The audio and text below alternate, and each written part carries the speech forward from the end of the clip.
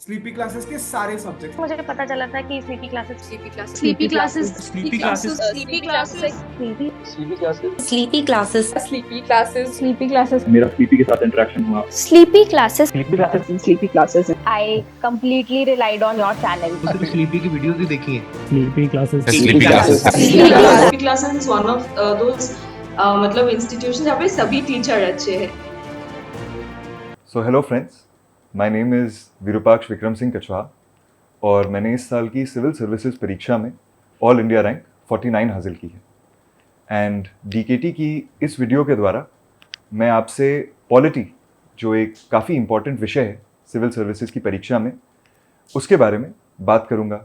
उसको कैसे पढ़ें, उसकी इम्पोर्टेंस क्या है, एनसीईआरटीज़ का स्पेसिफिकली क्या रोल है पॉलिटी जैसे सब्जेक्ट में, and finally in the last segment मैं ये भी बात करूंगा कि एक एनसीईआरटी की कंपेंडियम जो मैंने और कुछ मेरे सर्विसमेट्स और बैचमेट्स ने बनाने की कोशिश की है, कैसे पॉलिटी रिलेटेड प्रिपरेशन को और बेटर बना सकता है।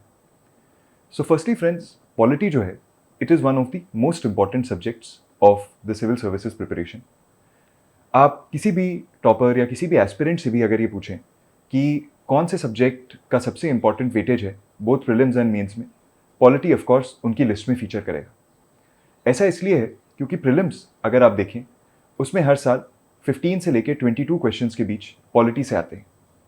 नाउ एनवायरनमेंट में भी, इकोनॉमी में भी इसी नंबर ऑफ क्वेश्चंस, ऐसे ही नंबर ऑफ क्वेश्चंस आते हैं, परंतु पॉलिटी में जो क्वेश्चंस होते हैं वो ईजी से मॉडरेट डिफिकल्टी के होते हैं एंड काफ़ी सॉल्वेबल होते हैं। एंड इसीलिए पॉलिटी को बिल्कुल भी इग्नोर नहीं किया जा सकता प्रीलिम्स में। मेंस में भी अगर आप देखें तो GS2 के पेपर में हर साल 80 to 100 मार्क्स का सेगमेंट जो है वो पॉलिटी से रिलेटेड होता है। एंड इवन GS4 में भी जो एथिक्स का पेपर होता है उसमें भी पॉलिटी की नॉलेज का एप्लीकेशन जो है काफ़ी ज़्यादा इंपॉर्टेंट है अच्छे मार्क्स सिक्योर करने के लिए। जैसे कि अगर आप अपने आंसर्स में फंडामेंटल ड्यूटीज़ दिखा पाएँ, डायरेक्टिव प्रिंसिपल्स दिखा पाएँ, आप फंडामेंटल राइट्स के बारे में बात कर पाएँ, सुप्रीम कोर्ट के केसेस और निर्देशों के बारे में बात कर पाएँ, तो उससे आपके जो आंसर्स हैं इवन इन एथिक्स काफ़ी ज़्यादा एनरिच हो जाते हैं। And finally even in the interview stage शायद सबसे ज़्यादा सवाल जो मैंने वेरियस ट्रांसक्रिप्ट्स देखी हैं वो पॉलिटी के डोमेन से होते हैं।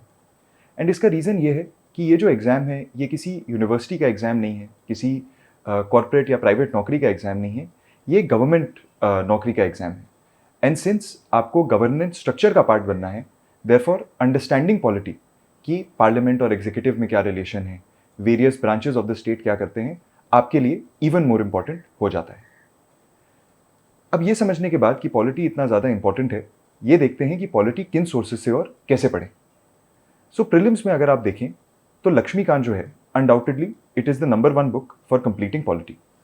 लक्ष्मीकांत एक ऐसी किताब है जिससे सबसे ज़्यादा क्वेश्चंस डायरेक्टली उठ के आते हैं हर साल के प्रीलिम्स के पेपर में, और कोई किताब ऐसा दावा नहीं कर सकती।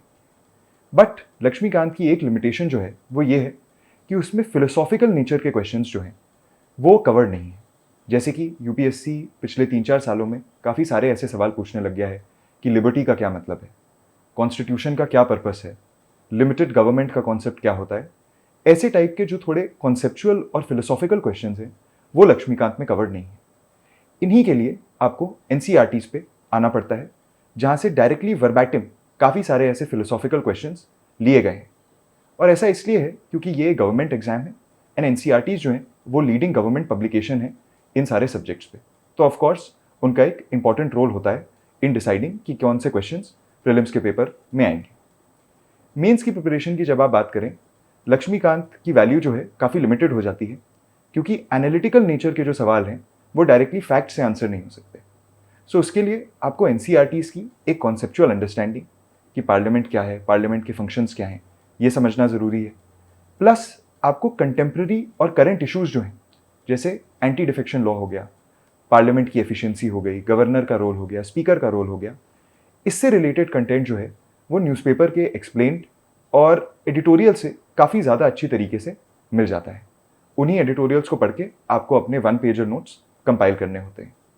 उसके अलावा न्यूज़पेपर का ऑफकोर्स एक रनिंग रोल रहता है प्रिपरेशन में। एंड पॉलिटी में स्पेसिफिकली एग्जाम्पल्स, केस स्टडीज़, जैसे कि जब इलेक्टोरल बॉन्ड्स की बात हुई थी तो झारखंड मुक्ति मोर्चा जो पार्टी है उसने डिसीजन के पहले ही वॉलंटरली अपने जो डोनर्स थे उनके नाम रिवील कर दिए थे। सो ये एक बेस्ट प्रैक्टिस थी जो आप अपने आंसर्स में लिख सकते थे।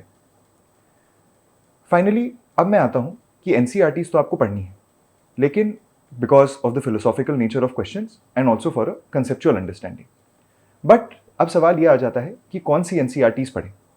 सो जनरली मैं रिकमेंड करता हूँ कि जिन स्टूडेंट्स का बैकग्राउंड है कुछ आर्ट्स में, चाहे तो आपने 11th-12th में पढ़ा हो या फिर आपने ग्रेजुएशन में पढ़ा हो, वो लोग 11th-12th की NCERTs से ही डायरेक्टली शुरू कर सकते हैं।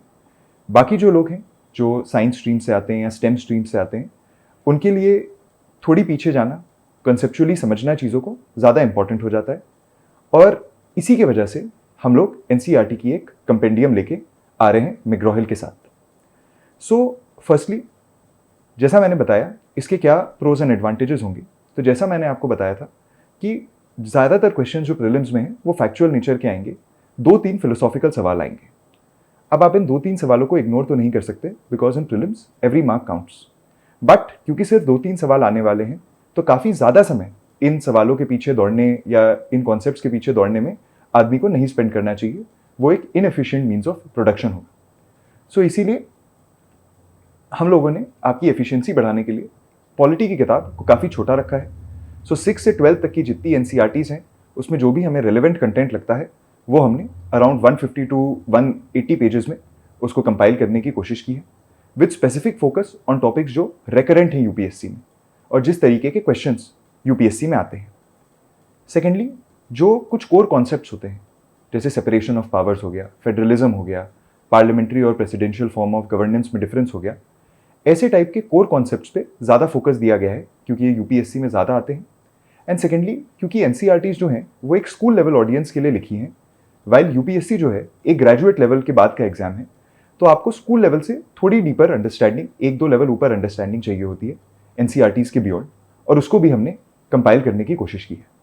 इससे हमें ये लगता है कि जो आपका डुप्लीकेशन ऑफ एफर्ट्स होता, सेम तरीके के चैप्टर को पहले क्लास 7th की NCERT, फिर 8th, फिर 9th, फिर 10th में पढ़ने से वो आपका डुप्लीकेशन बच जाएगा एंड इससे आपकी प्रिपरेशन काफ़ी ज़्यादा एफिशिएंट हो जाएगी। सो क्विकली समराइजिंग जो भी हमारी लर्निंग्स थी with respect to this video, वो था कि पॉलिटी एक काफ़ी इंपॉर्टेंट सब्जेक्ट है at all 3 levels of the preparation.